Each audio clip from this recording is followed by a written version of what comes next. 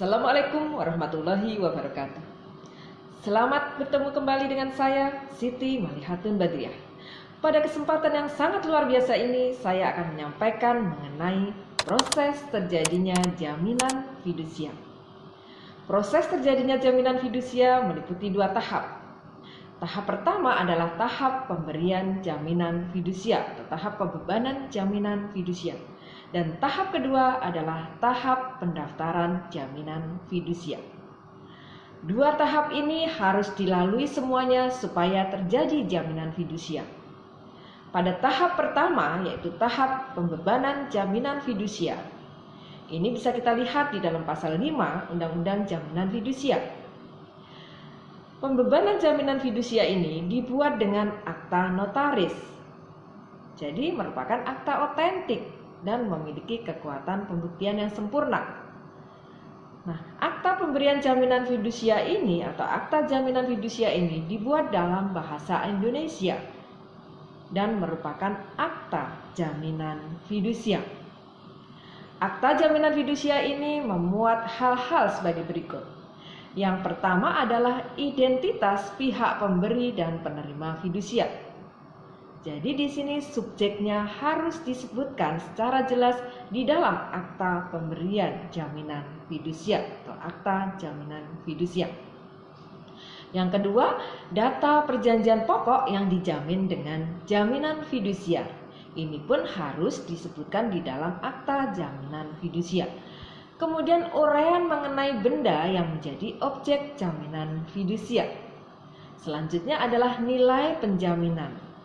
Nilai penjaminan itu adalah sampai seberapa batas atau limit yang dijamin dengan jaminan fidusia. Kemudian nilai benda yang menjadi objek jaminan fidusia. Nah, ini hal-hal yang wajib dimuat di dalam akta jaminan fidusia. Karena kalau tidak dimuat maka mengakibatkan akta jaminan fidusia yang bersangkutan batal demi hukum atau tidak sah di sini. Jadi ini menunjukkan bahwa jaminan fidusia itu memenuhi asas spesialitas. Ada hal-hal tertentu yang wajib dimuat di dalam akta jaminan fidusia. Ada spesialitas, ada kekhususan di sini. Tadi mengenai subjeknya, mengenai objeknya, mengenai utang yang dijamin, mengenai nilai penjaminan, kemudian nilai benda yang menjadi objek jaminan. Ini khusus, ada spesialitas di sini. Kemudian selanjutnya, tahap selanjutnya adalah tahap pendaftaran jaminan fidusia. Kita bisa melihat di dalam pasal 11 Undang-Undang Jaminan Fidusia. Di situ dikatakan bahwa benda yang dibebani dengan jaminan fidusia wajib didaftarkan. Di situ dikatakan benda yang menjadi objek jaminan fidusia wajib didaftarkan. Sebenarnya yang dimaksudkan di sini bukan hanya bendanya yang wajib didaftarkan, tetapi jaminan fidusia itu sendiri yang wajib didaftarkan di kantor pendaftaran fidusia. Kantor pendaftaran fidusia ini bukan suatu instansi yang mandiri, namun ada di dalam lingkup Kementerian Hukum dan Hak Asasi Manusia.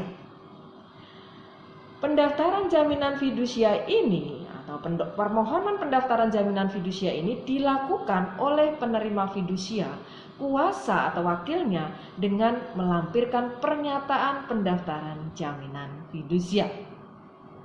Nah, pernyataan pendaftaran jaminan fidusia ini memuat hal-hal sebagai berikut. Yang pertama adalah tanggal, nomor akta jaminan fidusia, nama dan tempat kedudukan notaris yang membuat akta jaminan fidusia yang bersangkutan. Kemudian isi akta jaminan fidusia. Nah, isi akta jaminan fidusia sudah saya sebutkan tadi. Kemudian setelah itu kantor pendaftaran fidusia mencatat jaminan fidusia dalam buku daftar fidusia pada tanggal yang sama dengan tanggal pendaftaran permohonan pendaftaran jaminan fidusia yang bersangkutan. Nah, jaminan fidusia ini lahir pada saat atau pada tanggal yang sama dengan tanggal pencatatan jaminan fidusia pada buku daftar fidusia. Nah, Ini menunjukkan bahwa sebenarnya sehari sudah terjadi jaminan fidusia ketika didaftarkan, kemudian terjadilah jaminan fidusia. Nah, jaminan fidusia itu lahir pada saat pendaftaran jaminan fidusia, yaitu pada saat dibuatnya atau dicatatnya dalam buku daftar fidusia. Sekarang mengenai pendaftaran jaminan fidusia ini tidak lagi dilakukan secara manual, namun sudah dilakukan pendaftaran secara elektronik. Kantor pendaftaran fidusia kemudian menerbitkan sertifikat jaminan fidusia. Jadi setelah terjadinya jaminan fidusia, setelah proses terjadinya jaminan fidusia itu dilalui, yaitu melalui 2 tahap, tahap pembebanan jaminan fidusia, kemudian tahap pendaftaran jaminan fidusia. Nah, setelah pendaftaran jaminan fidusia di kantor pendaftaran fidusia ini, maka kemudian terjadilah jaminan fidusia. Setelah itu dikeluarkanlah sertifikat jaminan fidusia. Sertifikat jaminan fidusia ini di dalamnya memuat irah-irah demi keadilan berdasarkan ketuhanan yang Maha Esa. Artinya bahwa sertifikat jaminan fidusia ini memiliki kekuatan eksekutorial, memiliki kekuatan yang sama dengan putusan pengadilan yang telah memperoleh kekuatan hukum tetap. Sehingga kalau debitur wan prestasi, maka berdasarkan kekuatan eksekutorial yang ada pada sertifikat jaminan fidusia tersebut, kreditor penerima fidusia dapat melakukan eksekusi terhadap objek jaminan fidusia sesuai dengan cara-cara eksekusi atau penjualan objek jaminan fidusia apabila debitur wan prestasi. Nah, setelah terjadinya jaminan fidusia, maka kemudian timbullah hak dan kewajiban bagi para pihak, baik bagi pemberi fidusia maupun bagi penerima fidusia. Apa hak dan kewajiban para pihak tersebut? Hak pemberi fidusia yang pertama adalah menguasai benda fidusia dan dapat mengalihkan benda yang merupakan benda persediaan atau benda dagangan atau benda inventory. Sebagaimana sudah saya kemukakan pada video sebelumnya, bahwa dalam jaminan fidusia, konstruksi hukum jaminan fidusia ini ada peralihan hak milik dari pemberi fidusia kepada penerima fidusia. Namun benda secara fisik berada di tangan pemberi fidusia. Nah, dalam hal inilah si pemberi fidusia yang menguasai benda fidusia ini berhak untuk menggunakan benda tersebut dan menguasai benda tersebut dan dapat mengalihkan benda tersebut jika benda itu adalah benda inventory atau benda persediaan.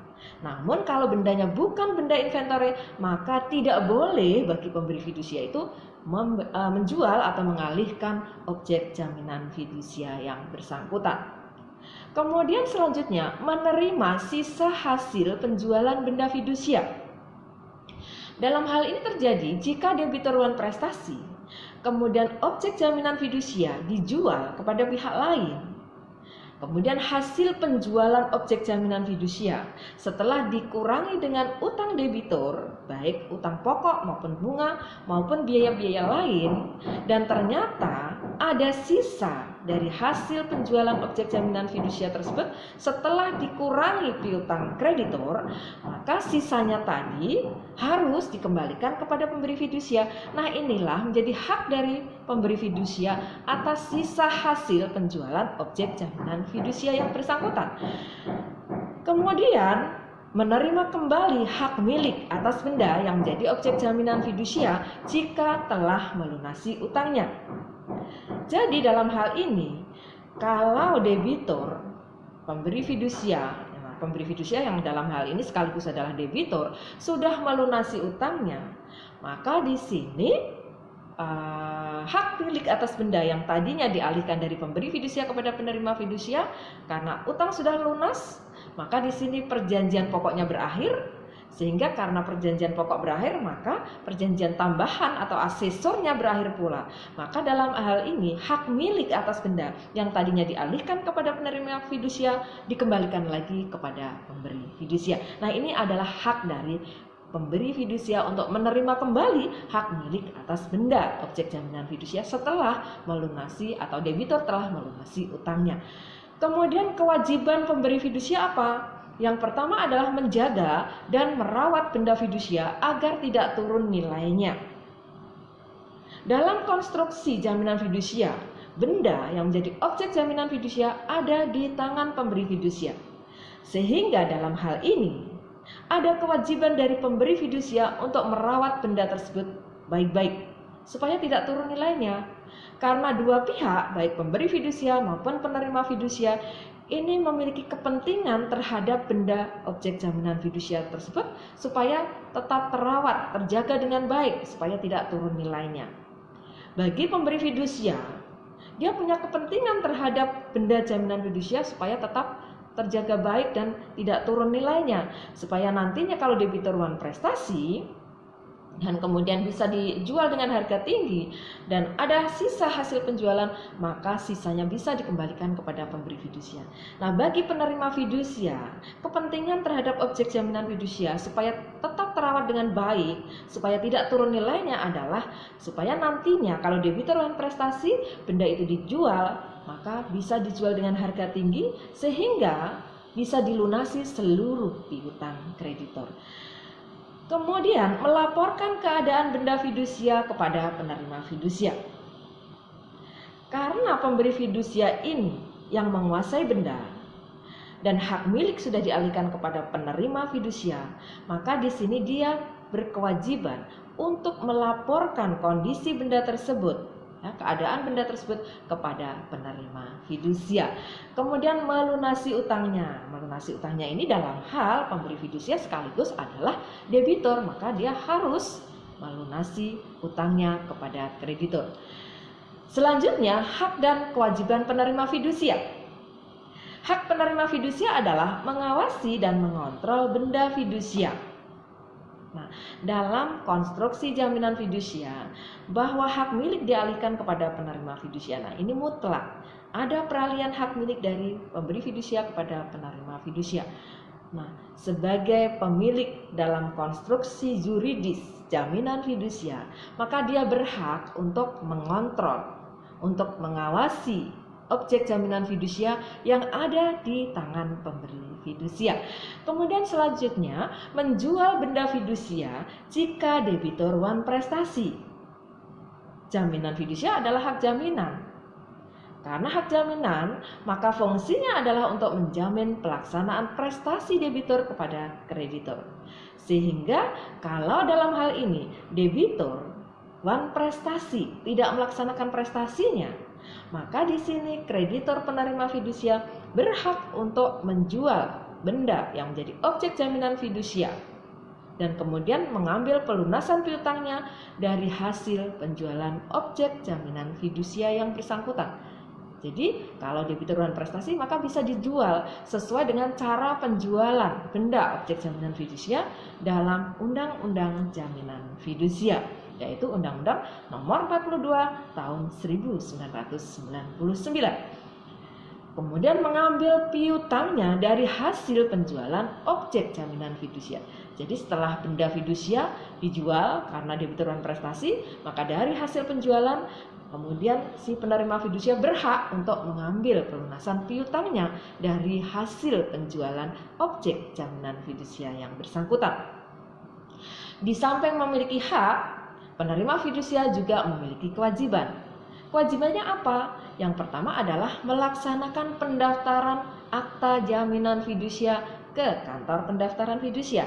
Nah, ini merupakan kewajiban dari si penerima fidusia untuk mendaftarkan objek jaminan fidusia supaya jaminan fidusia itu lahir.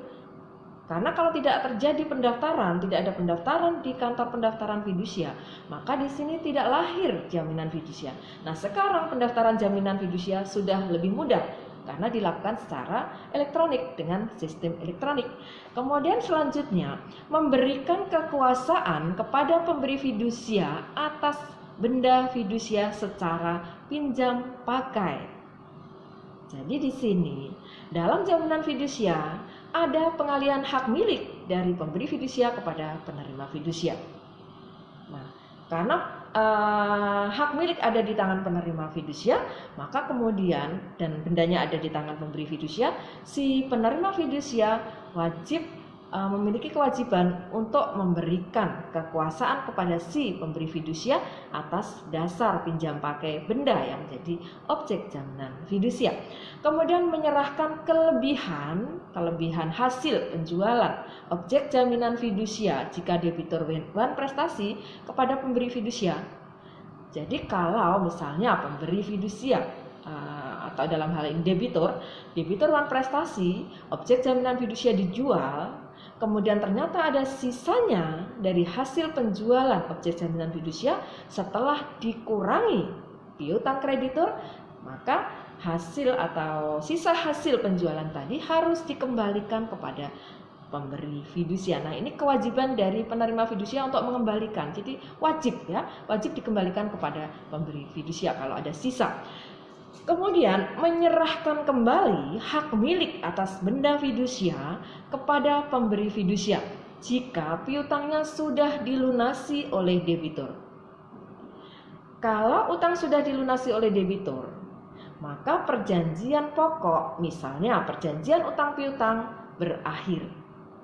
Karena perjanjian utang piutang dalam perjanjian pokok tadi berakhir, maka jaminan fidusia sebagai asesor atau perjanjian tambahan dari perjanjian pokok otomatis ikut berakhir pula. Setelah perjanjian pokok berakhir karena dilunasinya utang oleh debitur, maka di sini ada kewajiban bagi si penerima fidusia untuk mengembalikan hak milik atas benda yang menjadi objek jaminan fidusia kepada pemberi fidusia. Itulah hak dan kewajiban bagi para pihak, yaitu pemberi fidusia dan penerima fidusia setelah terjadinya jaminan fidusia. Demikian apa yang bisa saya sampaikan pada kesempatan yang luar biasa ini. Terima kasih atas perhatian teman-teman semua, pemirsa semuanya. Mohon maaf apabila ada kekurangan. Dan jangan lupa subscribe dan bunyikan juga loncengnya supaya selalu mendapatkan update video-video saya selanjutnya. Dan juga silakan like serta komen dan share kepada teman-teman semua supaya bisa memberikan manfaat kepada banyak orang. Terima kasih. Wassalamualaikum warahmatullahi wabarakatuh.